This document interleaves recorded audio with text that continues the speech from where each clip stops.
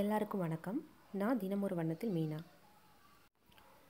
இன்றைக்கி நம்ம நாட்டுக்கோழி ரசம் எப்படி பண்ணலான்னு பார்க்கலாம். நம்ம கிராமத்துலலாம் யாருக்காவது உடம்பு சரியில்லை அப்படின்னா இந்த பொட்டைக்கோழியை தான் நல்லா ரசம் வச்சு கொடுப்பாங்க. இன்றைக்கி நம்ம அதை எப்படி செய்யலான்னு பார்க்கலாம். இது ரொம்ப சத்துள்ளதுங்க. நீங்கள் எல்லாருமே ட்ரை பண்ணி பாருங்கள். இப்போ ஒரு மண் சட்டியில் தேவையான அளவு எண்ணெய் விட்டு பட்டை, லவங்கம், ஏலக்காய், கசகசா, சீரகம், சோம்பு, கருவேப்பிலை இதெல்லாம் சேர்த்து நல்லா வதக்கிட்டு தேவையான அளவு சின்ன வெங்காயம் சேர்த்து நல்லா வதக்கிடுவோம். சின்ன வெங்காயம் நல்லா வதங்கட்டும்.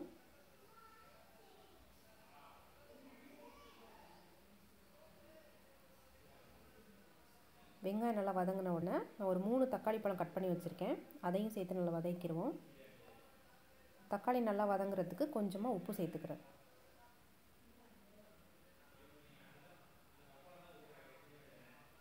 இப்போ தக்காளி நல்லா வதங்கட்டும். வதங்கினதுக்கப்புறமா நம்ம நாட்டுக்கோழியை சேர்த்துக்கலாம்.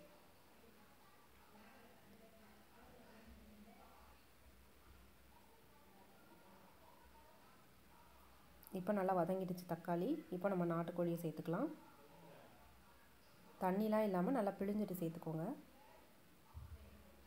இப்போ நான் அந்த முட்டையை சேர்க்கலை, இது லாஸ்ட்டாக சேர்த்துக்கலாம்.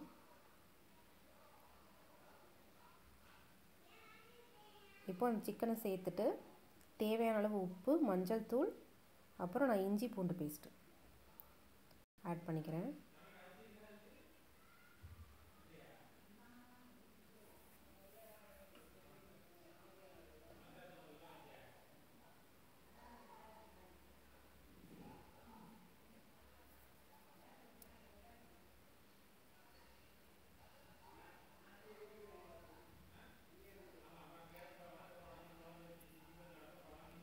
கறியில் நல்லா உப்பு சாரணும், அப்போ தான் நல்லாயிருக்கும். தேவையான அளவு கரெக்டான உப்பு சேர்த்துக்கோங்க.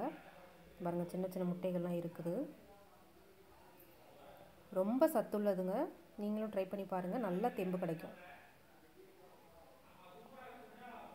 ஒரு பெரிய முட்டை, அப்புறம் 2-3 சின்ன முட்டைகள் இருந்துச்சு.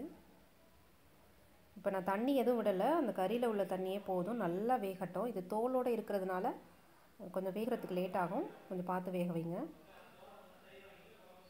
இதில் மிளகாத்தூள் 1.5 ஸ்பூன் சேர்த்துருக்கேன். அப்புறம் மல்லித்தூள் ஒரு 3-4 ஸ்பூன் சேர்த்துருக்கேன். உங்களுக்கு எவ்வளோ தேவையான அளவு சேர்த்துக்கோங்க.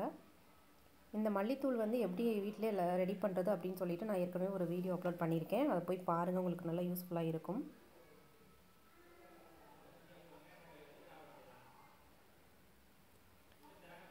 இப்போ ஓரளவு சிக்கன் வெந்துருச்சு. எவ்வளோ தண்ணி வந்திருக்கு பாருங்கள். தண்ணி எதுவுமே ஆட் பண்ணலை.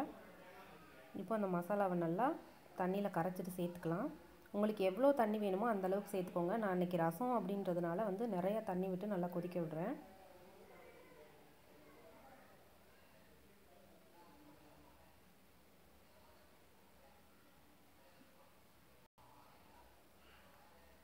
இன்னுமே கொஞ்சம் தண்ணி விடலாம். கொஞ்சம் திக்காக தான் இருக்குது.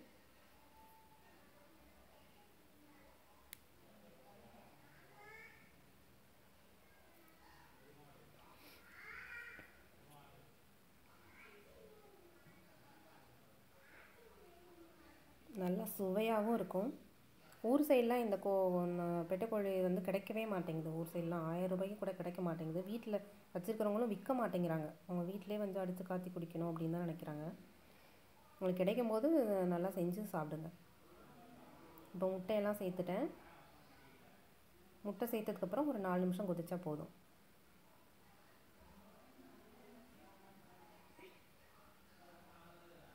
இப்போ நம்மளுடைய நாட்டுக்கோழி ரசம் ரெடி ஆயிடுச்சு. மல்லித்தலையெல்லாம் தூவி இறக்கிடலாம். நீங்களும் இதெல்லாம் ட்ரை பண்ணி பாருங்கள். இன்னொரு இன்ட்ரெஸ்டிங்கான வீடியோவோட தினமொரு வண்ணத்தில் சந்திக்கிறேன். வாழ்க்கை வண்ணமயமாகட்டும்.